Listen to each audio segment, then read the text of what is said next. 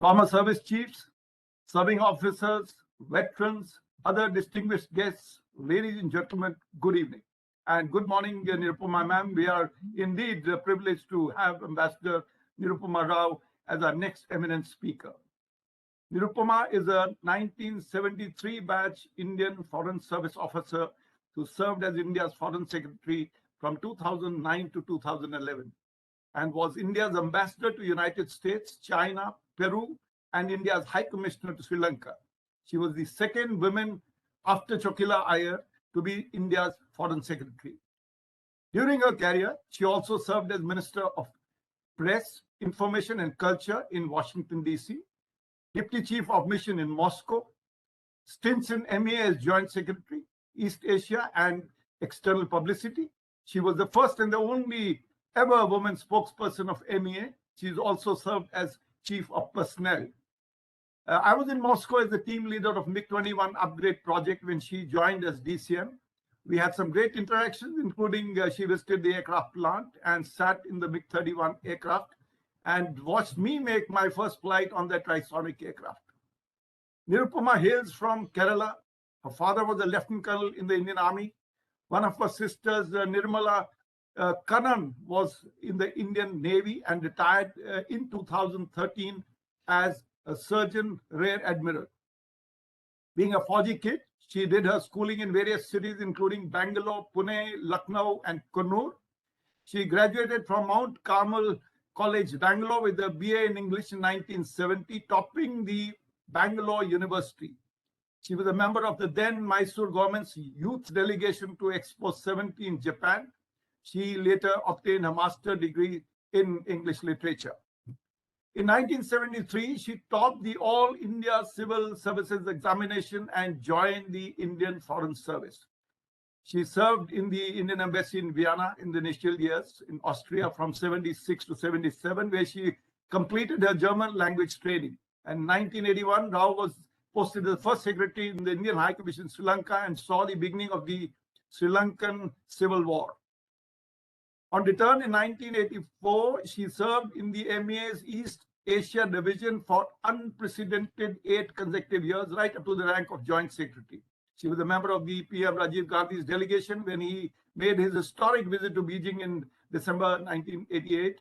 Her interest in Tibetan affairs was consolidated with her visits to Tibet Autonomous Region, including leading a group of Indian pilgrims to holy sites on Mount Kailash and Lake Mansarovar in August 1986, and she later visited Lhasa in the summer of 1992.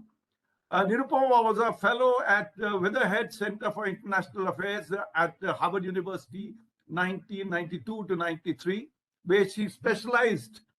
We specialized on the Asia-Pacific security. Her paper won the 1994 Bimal Sanyal Prize for the best dissertation written by an IFS officer. Her ambassadorship to Peru also covered Bolivia, and she was present at the Japanese embassy in Lima on December 17, 1996, during a reception to celebrate the birthday of Japanese Emperor. She left the embassy just few minutes before the embassy was stormed by a group of Amaru militants and held the embassy hostage for the next 4 months. Events during her tenure as MEA spokesperson included the July 2001 Indo-Pak Agra Summit and December 2001 attack on the Indian Parliament and the subsequent standoff between India and Pakistan. She could be seen on television briefings very, very frequently. In 2003, she was a member of the first 3 rounds of special representative delegations for border talks with China. She was India's first woman High Commissioner in Sri Lanka. The tenure saw a devastating tsunami of December 2004. The Indian Armed Forces relief operations earned great praise from the Sri Lankans. As India's first woman ambassador to China, she saw many high-level exchange visits. She expanded the cultural wing and set up the India-China Business Forum, enabling a sharper focus on trade and investment.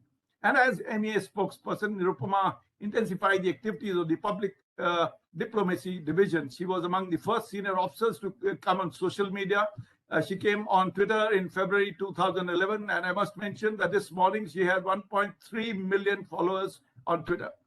She was appointed ambassador of the United States immediately after finishing her tenure as foreign secretary and stayed there from September 2011 to November 2013.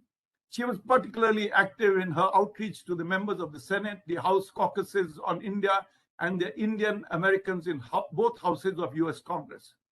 On completion of tenure in November 2013, Brown University made her the Meera and Vikram Gandhi Fellow in residence at the university for 2014. Rao was engaged in research on Sino-Indian diplomatic relations for what would eventually become her first work of historical non-fiction, The Fractured Himalayas, India, Tibet, China, 1949-1962, published by Penguin Random House earlier this year.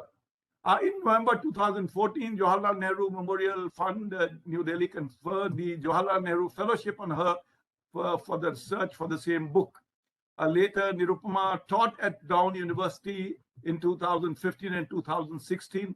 In 2017, she was named a Public Policy Fellow at the Woodrow Wilson International Center for Scholars in Washington, D.C. She continues to serve on the Board of Advisors for the Asia program there. In 2018, she was named the George Ball Adjunct Professor at the School of International and Public Affairs, SIPA, at Columbia University. And in 2019, she was the Pacific Leadership Fellow at the University of California, San Diego. She has served on various corporate boards in India, including Adani Ports, ITC, JSW Steel, KEC International, Coromandel International, Network 18 and Investments, TV 18 Broadcast, Max Financial Services, and Viacom 18. I'm sure there may be even more. Her first published work was a collection of her English language poems titled The Rain Rising in 2004 by Rupa Publication. Some of these poems were subsequently translated into Chinese Mandarin and Russian. And the book, Fractured Himalaya, India, Tibet, China, 1949-62, covers the formative years of the diplomatic relations between India and China, is based on archival research as well as personal experiences during her professional career.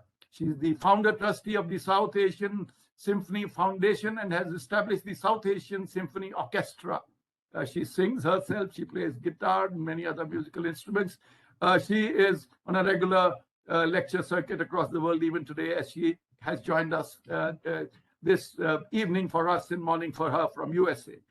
We could have had a more eminent speaker to talk to us on India and China contemporary equations.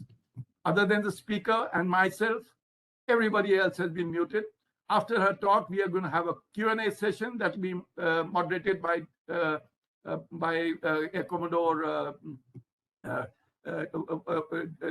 distinguished fellow from our organization. And you are requested to put your questions in the chat box. Over to Mrs. Nirupama Rao now.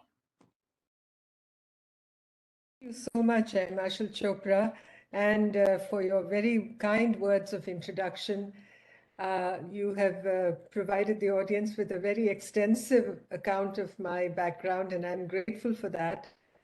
I couldn't have done my biodata better than you have. I'm most happy to be present this evening in your midst among all serving and veteran officers and personnel, and also friends from beyond.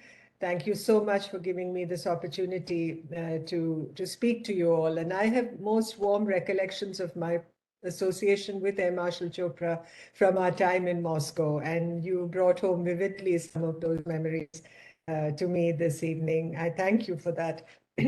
I'm going to speak to you on India and China contemporary equations, as we had discussed and as the title has been conveyed to all of you before my talk. Now, India and China are neighbors, and close ones at that. China's southwestern borders run contiguously with the Indian subcontinent, with the Karakorams and the Himalayas in between. The Chinese call these mountains the Himalayas, just as we Indians do, although for us, the Himalayas are a significant constituent of the definition of our nationhood. Our Setu Himachalam, that is the motto of the Survey of India, the national organization that makes our maps and it defines the idea of India, stretching from the southern tip of peninsular India to the majestic heights of the Himalayas, a deeply emotive concept for all of us. Now, India and China are adversaries. K.M. Panikkar, who was our first ambassador to the People's Republic of China and our last ambassador to the Kuomintang, the nationalist Chinese, used a term long ago that seems relevant even today when we use it to describe the state of relations between India and China. He used the term sound unfriendliness. And there is a mutual wariness about our relationship, an absence of what our foreign minister, Dr. Jaishankar, calls the three mutuals: mutual respect, mutual sensitivity, and mutual interest. Despite the muffled footsteps of history that speak of a millennial friendship between the two countries, of the Eastern Han Emperor, who dreamt of a great religious figure being born in the Western paradise, which is how the ancient Chinese referred to India, and ordering that the teachings of this great figure, the Buddha, be brought to Luoyang in the Chinese heartland to create a famous white horse temple there, incidentally, which we rebuilt, which the Indian government rebuilt in the early 2000s, the current reality is a vivid and sobering contrast. The fact is that we are in the third decade of the 21st century, and the world tries to cope with the advancing tide of Chinese strategic ambition in Asia and around the globe. And at this time, India sees her relationship with China as growing increasingly complex, contested, and competitive, or as the writer and journalist Manoj Joshi puts it, marked by conflict, occasional cooperation, competition, and containment. References to harmony and coexistence are totally out of place because today we face a situation of exceptional stress in our relations with China. We are neighbors, but we are imperfect neighbors, and the nearness of geography cannot bridge our geopolitical differences. The warning signs were already evident when in the summer of 2017, and even before that, as you know, we had the Depsang intrusions in 2013, we had Chumar in 2014, all in Ladakh, and then in Doklam, we saw the unfolding crisis of Chinese and Indian troops confronting each other in Bhutan, near the border with the Chumbi Valley and very close to the Siliguri corridor. That crisis taught us that for all the talk of building common ground and strengthening cooperation despite unresolved boundary disputes, the talk that had prevailed for 3 decades, as you know, the edifice of bilateral relations was developing serious cracks and showing its constructional flaws. China, as an advancing power, had ambitions that would inevitably clash with a re-emergent giant like India, and there would be no doubt that the future of the Indo-Pacific would essentially be defined by the tensions and pressures created by the operation of Chinese power and influence and the latter's threat to the rules-based international order. It is obvious that for the democracies of the Indo-Pacific, the essentially non-transparent and unprecedented advance of China necessitates a long-term strategic vision that is more than tactical maneuvering.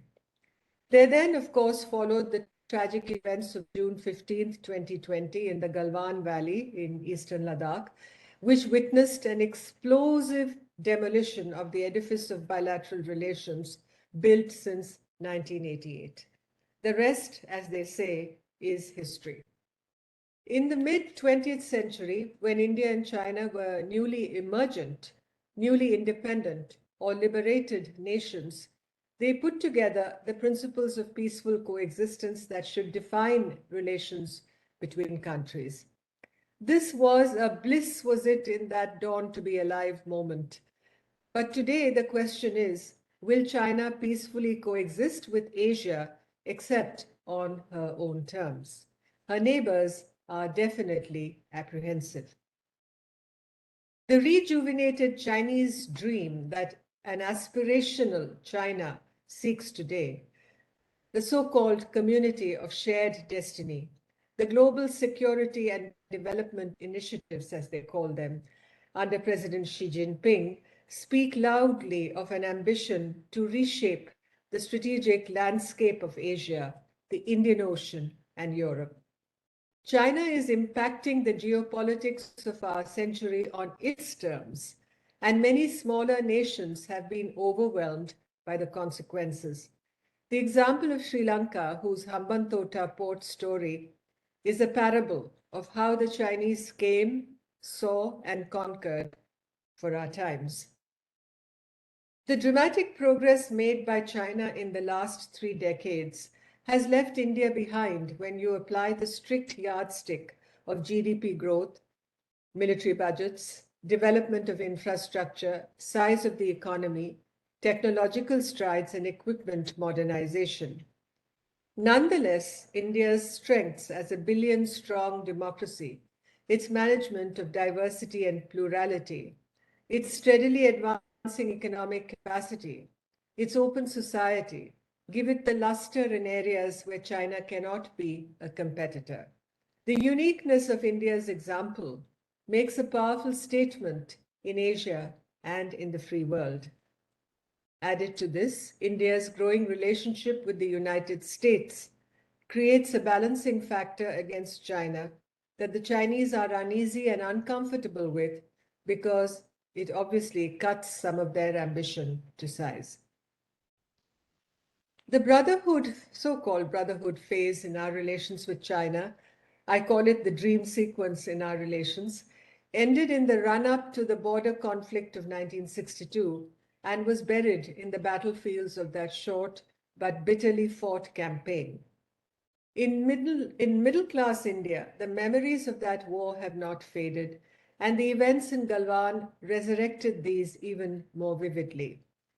India has had full exposure to the Chinese playbook on territorial disputes in a graphic manner. The Chinese way is to first enforce physical presence in a disputed area and follow it up with threats of coercion, claim she has all the legal right to be present in the territory in dispute, and raise the temperature by inflammatory rhetoric in the media. But unlike in the case of those countries who have maritime disputes with China in the South China Sea, on our land border with China, India has not been coerced and has stood up to China. Long years ago, Jawaharlal Nehru, India's first Prime Minister, who is perennially accused of having been soft on China, told a group of Indians embarking on a visit to China that the challenge between India and China runs across the spine of Asia. And I think that holds true even till this day. It continues to be a challenge for our country. India obviously needs to leverage her being different from China more effectively. Openness, transparency of functioning in the region, promoting the idea of South Asia as an integer, with India being willing to provide non-reciprocal advantages in trade and connectivity to smaller neighbors, dealing with the asymmetries of power and influence created by China through better neighborhood relationships, efficient delivery of development assistance and capacity building in democratic governance, the deployment of our maritime strength and capability, and deepening relations with the United States, Japan, Australia, and the ASEAN countries are all important and integrative requirements for this process. At the same time, an open breach in relations with China, barring a serious disruption caused by military conflict, is not visualized. India has its own national growth strategy to pursue and fulfill, and an increasingly aspirational young population whose livelihoods needs must be met. Our northern borders are unquiet, and the Pakistan relationship is troublesome enough. The trade and investment links with China, as they have grown over the years, indicate how evolved our relationship has become. China is our largest trading partner in goods. some 20,000 young Indians study in China today. The two countries constantly interact and share common interests in many multilateral forums and are involved in the building and strengthening of new coalitions of shared interests like the BRICS, the New Development Bank, and the Asian Infrastructure and Investment Bank, not to leave out plurilateral groupings like the RIC and the Shanghai Cooperation Organization. India has nevertheless to be extremely dexterous in approaching the developing situation in the Indo-Pacific as tensions fueled by China's rise and its actions create a backlash backed by the United States. The strategic and indispensable, as it is called, partnership that we have with the United States is the most important of our foreign policy relationships today on the global and regional stage. When you are posited against what are hegemonic aspirations of a new power in the region, China, that is also non-democratic, there is strengthened reason to work with democracies in the region, and particularly the United States, which is an Indo-Pacific country, to meet this challenge across the spine of Asia. But India's China relationship will continue to be crucial to our future well-being. Our tryst with destiny, to borrow the phrase from Nehru's speech at the dawn of India's independence of 1947, will essentially be a race against China. It will require a considerable amount of creative diplomacy to calibrate a reset in relations that recognizes that the structure of bilateral interaction created for the last 30 years following the 1988 visit of Rajiv Gandhi to Beijing has passed its use by date. The territorial dispute with China remains unresolved. The China-Pakistan relationship is a much more aggravated source of concern. China's South Asia strategy directly dilutes and undercuts Indian interests in the region, and there is no real empathy between our two countries.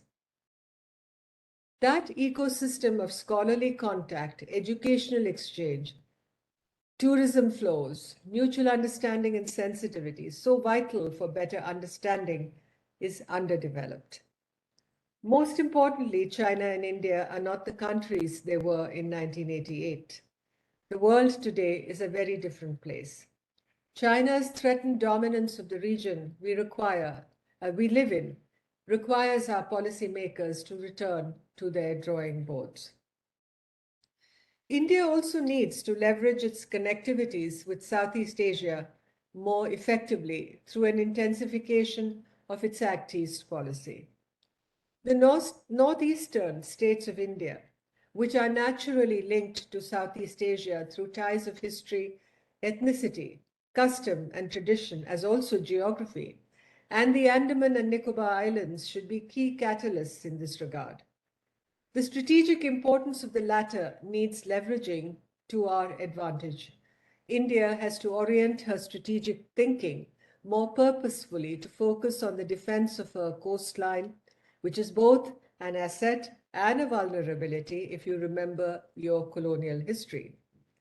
Our vulnerabilities have to be transformed into assets through improvements in infrastructure, business friendliness, speed in execution of projects, and strategic tie-ups with partners like Japan and Singapore.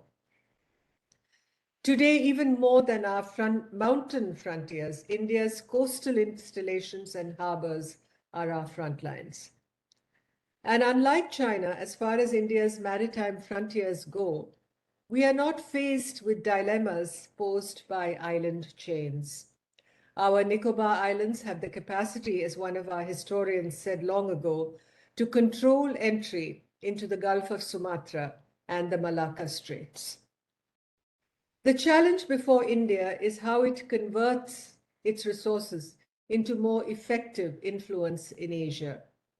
India's diplomatic influence must be energized through intelligent choices of non-allied defense partnerships, building networks of economic relationships which deliver in terms of process and execution, or a sophisticated projection of soft power on which the Chinese, I don't think, score very well, and our being a model for inclusive, rule-based, and tolerant democratic good governance. India must be prepared to be a serious competitor to China in promoting our interests in the Indo-Pacific, and we must understand that competition will be at the forefront of the relationship we have with China.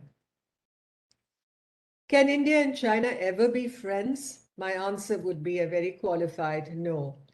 A no because of the terrain of the relationship today, strewn as it is with complexities and sources of friction, like the problems we have across the line of actual control and the unresolved border dispute, as well as our competition for regional influence and China's perceived reluctance to support a greater voice for India in global governance. All these complexities make the future very complex and very uncertain. But neighbors, as we are, cannot turn their backs on each other.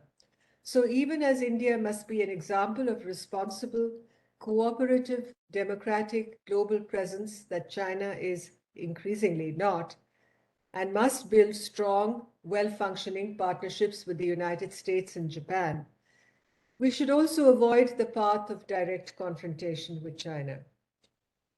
Tensions with China cannot be eliminated, but the two countries must manage what I call the disequilibrium in our relations in a mature and deliberative manner. An over 3,488-kilometer long unsettled border, the largest territorial dispute left to be resolved in the world, and the events at Galwan are a constant reminder how easily disturbed this relationship can be at very short notice. There is obviously very palpable tension in our relationship with China today. A complete absence of mutual trust, a highly militarized border with hundreds of thousands of troops facing each other. China has meanwhile ventured into India's neighborhood in a big way. The all-weather strategic cooperation with Pakistan, the inroads into Nepal and Sri Lanka, the activism in the Maldives. Nationalism is also an all-time high in both our nations, and both countries have leaders today, Xi Jinping and Prime Minister Modi, that tower above the national scene and emphasize strong centralized control of the affairs of state. The China-Pakistan factor, of course, makes the situation along India's borders a two-front challenge.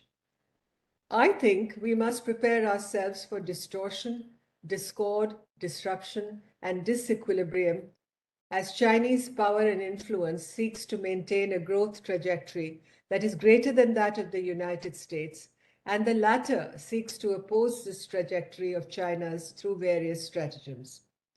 Of course, a lot depends on the internal course that China takes, the health of its economy, and the question of leadership of the Chinese Communist Party. Xi Jinping and what destiny wills for him is the hinge factor. If his authoritarianism is further entrenched, then the closing of China and the narrowness of perspectives in dealing both with questions of internal stability through strict and unyielding control and zero tolerance of dissent, as also with exercising Chinese nationalistic zeal abroad, will be more and more in evidence. The situation regarding Taiwan is going to be of particular concern. It is quite likely that the future looks particularly bleak for Taiwan, and the counterproductive use of force by China to resolve the question of so-called reunification with Taiwan looms on the horizon. The United States will be called upon to react, and the continuance of America's leadership position in the region would be severely compromised if the United States stood aside and allowed Taiwan to be gobbled up by China.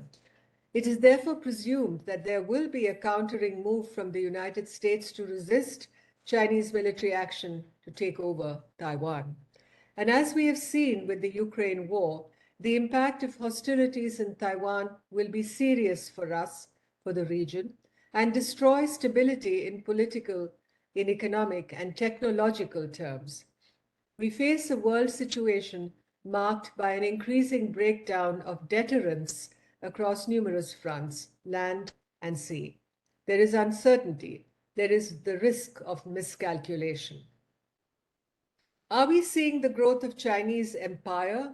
Although to Chinese wolf warrior diplomats who mainly gear their rhetoric to please a domestic audience, the term may be distasteful.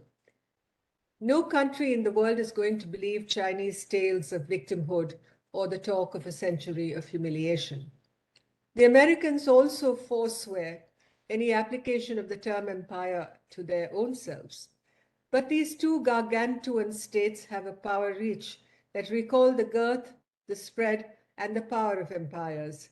We in India, with our experience of another empire in our recent pre-independence history, should know that well. The bipolarity between China and the United States that is threatening to create a chaotic global future recalls the struggle between two large empires for global dominance. Is American great power chauvinism encountering its Chinese doppelganger, as Chas Freeman said recently?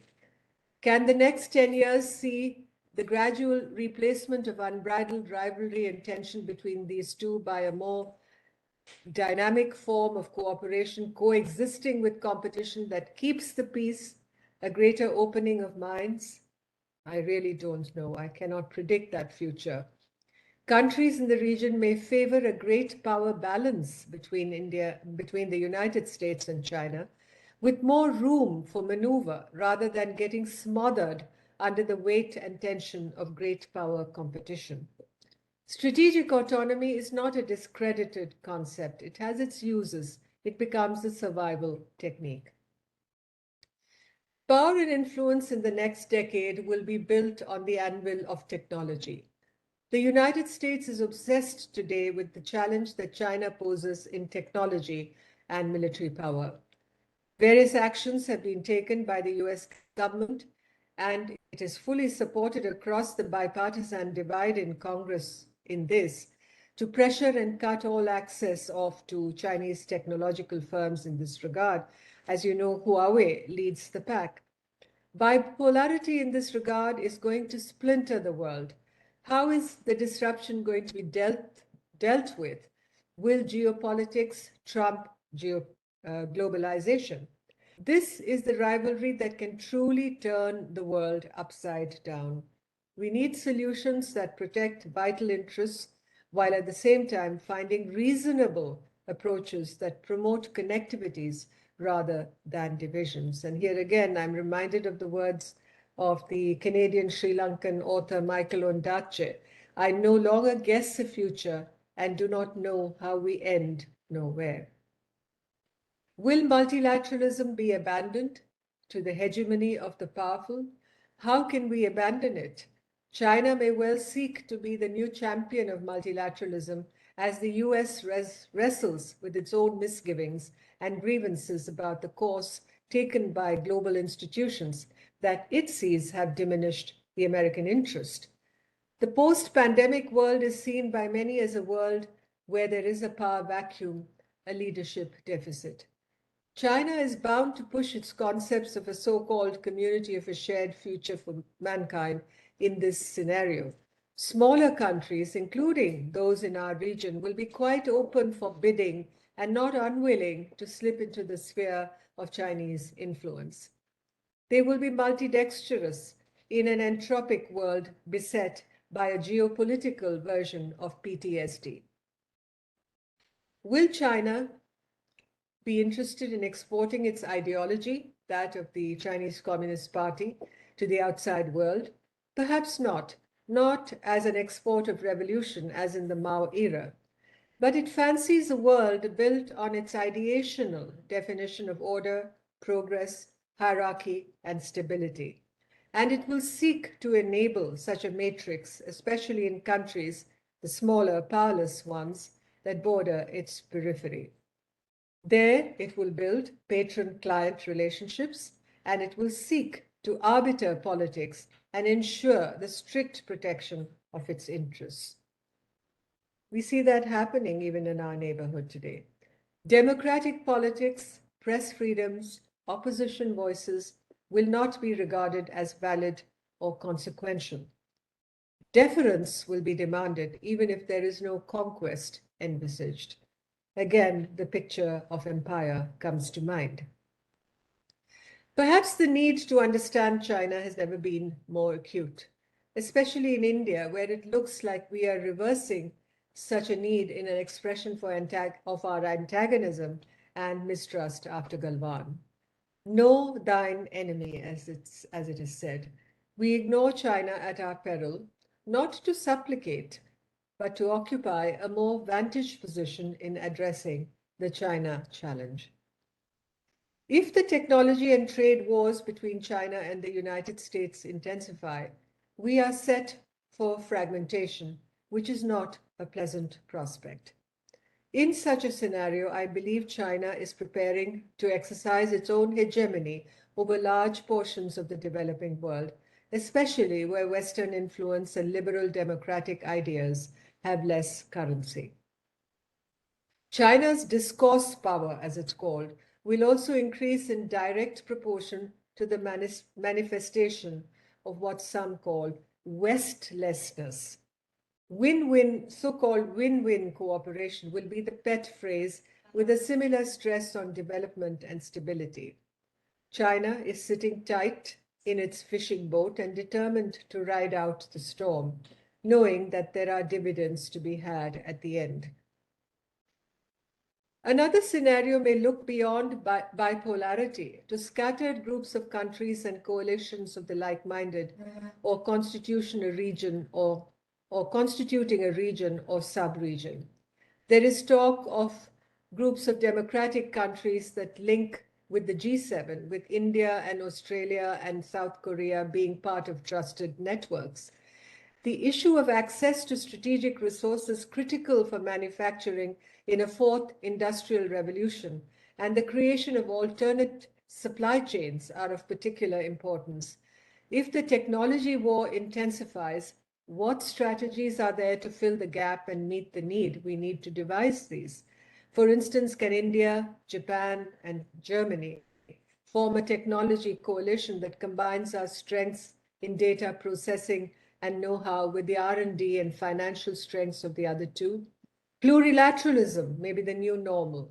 East and West become meaningless constructs.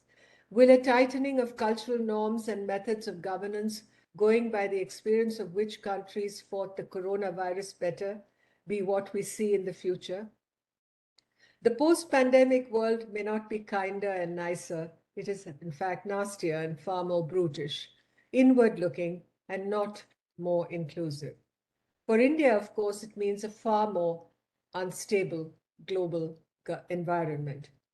This is going to be a world without real global leadership in a bipolar configuration. We will have to hedge and look out for our best interests. Current global trends point to instability. Anti-globalization is another strengthening force. Keeping foreigners and outsiders out is another. Industrial and supply chains can be broken, and the power gap between the United States and China will be reduced more and more. Therefore, the diplomatic arena and strategic also for India is more circumscribed today than ever before. The Indo-Pacific is the region where there is a clash of Chinese and American ambition for global first place. India, as I've said, has moved closer to the United States and been less ambivalent about its approach to bodies like the Quad. It is seeking a much more active profile as a maritime Indian Ocean nation and trying to move beyond just the continental definitions of national security with our traditional emphasis on land borders. It has kept the channels open with Russia, now a key strategic partner of China. It is working to reduce and ultimately do away with critical dependencies on China in trade and supply chains. The stark realities of the confrontation with China in the high Himalaya, however, remain a constant despite all this. The power asymmetries between India and China are a primary factor as our two armies face each other in a manner so different from a few decades up until a few years ago. But ultimately, our problems are only India's and China's to resolve in a mature and principled manner. This does not mean that the mood in Delhi is despairing or one of resignation. Even as efforts to de-escalate the situation on the border with China continue, and I'm sure you have kept track of the numerous meetings of the military commanders and the interactions at the ministerial level diplomatically, we have engaged in balancing moves to help mitigate the situation we face.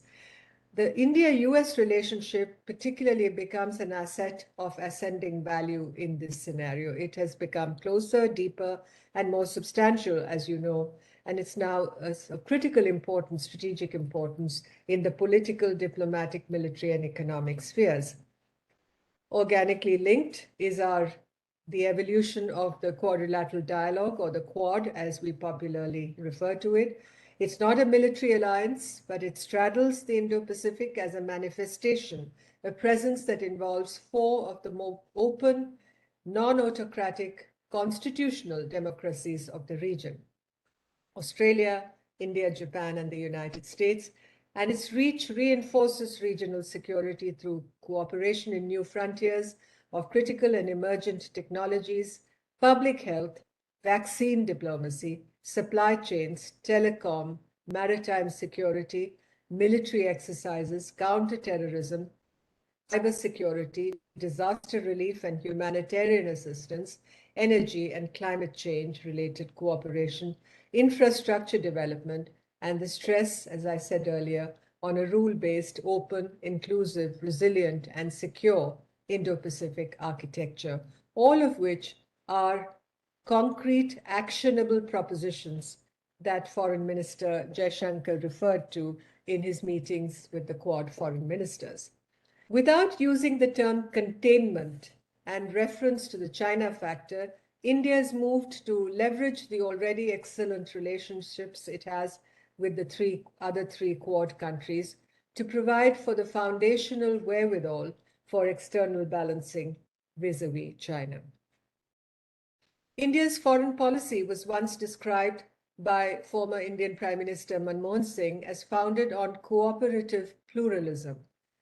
India's closer and closer alignment with the US does not mean it can jettison ties with countries like Russia, with which it has ties that stretch back into the Soviet era, and a defense supply relationship that is of great significance for our military preparedness.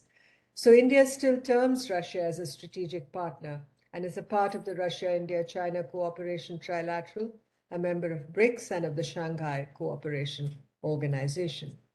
And we need Russia. You just have to look at India's position on the world map, on the map of Asia.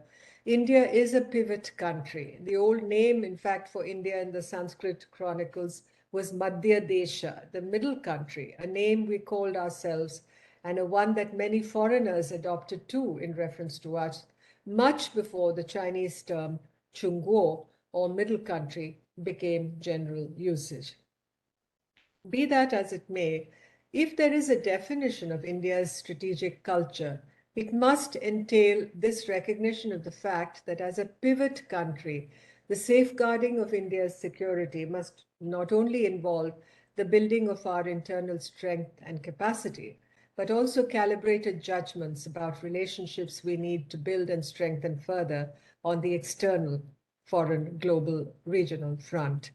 And also relationships, I referred, of course, to Quad and the US-India relationship, but also relationships, let's call them legacy assets, that we need to sustain, like those with Russia.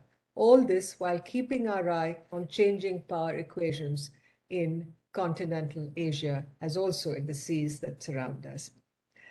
I was just reading a piece by the analyst Dr. Raja Mohan recently, and I think he sums it all up very well, that our priorities really are to reduce the power gap with China and to build capacity to deter Beijing's aggressive actions on land and maritime frontiers, and, of course, helping, through our pivotal position, rebalance the Indo-Pacific. So that grand strategy for India has not only to involve bilateral relations, It has to involve our neighborhood relations, our regional outreach, our relations with great powers, and crucially, our domestic development agenda, our internal stability, our accelerated economic growth. We live in an uncertain world.